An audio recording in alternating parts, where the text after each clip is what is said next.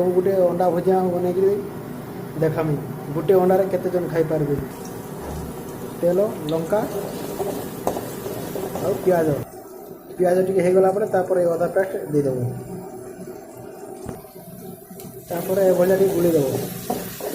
ତାପରେ tomato ପକାଇଦେବ। Tomato ଟିକେ ଭଳିଆ ଗୁଳି ଦେଇକି ଲୁଣ ଦେଇଦେବ। ଏମିତି ଲୁଣ ପଡ଼ି ସାରିଲା ପରେ ତାପରେ ଗୁଳି ଦେବ। এটা হলো হলদি গুଣ୍ଡ ঠিক হিସାବରେ ଦେଖିକି ପକାଇବ।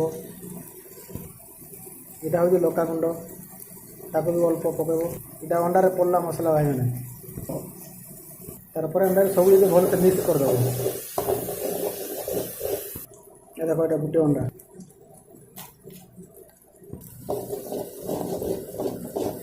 ଅଣ୍ଡାରେ ପୁରା ମିକ୍ସ କରି ପୁରା ଭଲସେ ଘାଣ୍ଟିବ।